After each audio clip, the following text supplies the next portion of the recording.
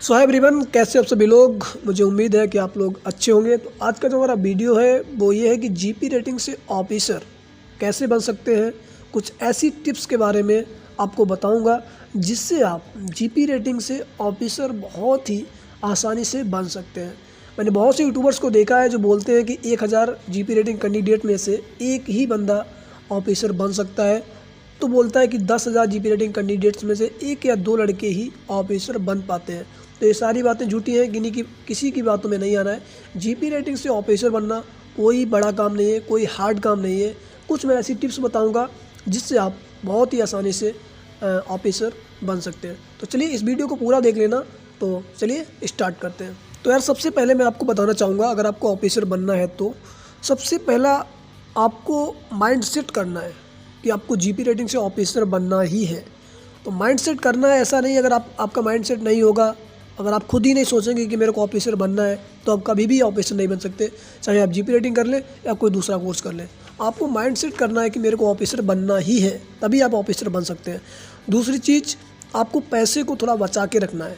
जैसे आपने shift join किया तो आपको पैसा बचाना है। ऐसा नहीं कि आपने आईफोन ले लिया, आपने एप्पल का लैपटॉप ले लिया, या आपने बहुत अच्छी चीज़ हर 2 महीने में आप घड़ी एक चेंज कर रहे हैं, 10,000 15,000 का घड़ी खरीद रहे हैं, तो आप कभी भी ऑफिसर नहीं बन सकते।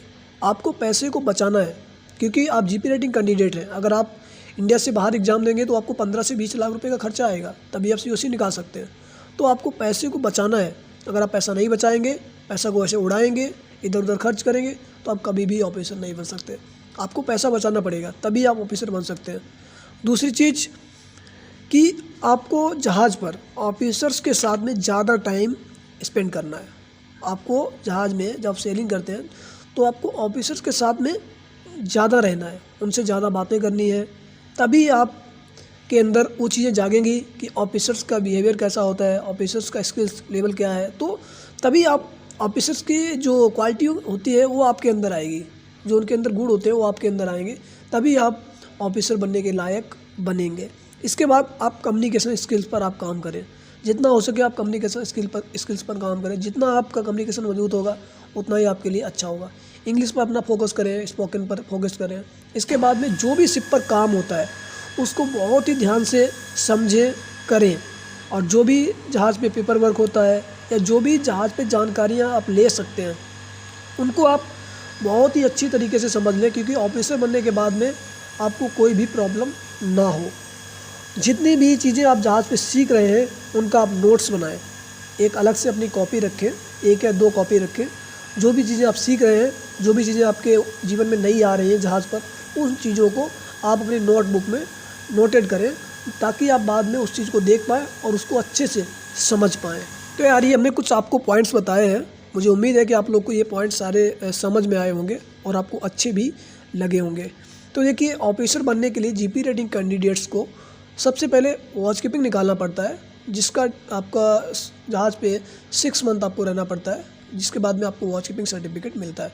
इसके बाद में आपको वॉच कीपिंग के बाद में आपको 18 महीने डेक के लिए और इंजन के लिए 12 महीने सर्विस करना पड़ता है, तब आपको सीओपी मिलता है। तो ये वॉच कीपिंग और सीओपी निकालना पड़ता है, और टोटल आपके पास 36 मंथ यानी कि 36 महीने सर्विस रहेगा, तभी आप ऑफिसर्स के लिए एलिजिबल हैं। तो ऑफिसर्स के लिए आपको सिर्फ 36 मंथ चाहिए रहता है। कुछ लोग बोलते हैं, बहुत सारे यूट्यूबर्स बोलते हैं कि आपको ऑफिसर बनने के लिए 15 साल लग जाएगा।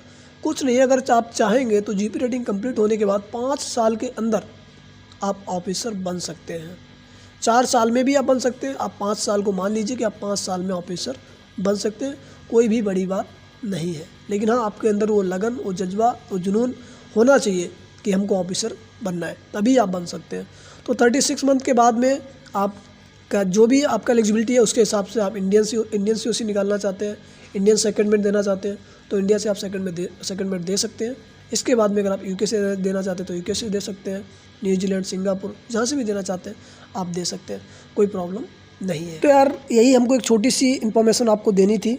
यही छोटी बेसिक वीडियो हमने बना के दिया, क्योंकि बहुत सारे लड़कों का एक कमेंट आ रहा था GP rating to officer, GP rating to officer. तो मैंने एक छोटा सा बेसिक वीडियो आपको बना के दे दिया है। बाकी के बहुत सारे वीडियो इस टॉपिक से रिलेटिव या जीपी रेटिंग से इंजीनियर बनने का प्रोसेस, वो पूरा हम बहुत ही डिटेल्स में आपको बताएंगे और समझाएंगे कि कैसे आप बन सकते हैं।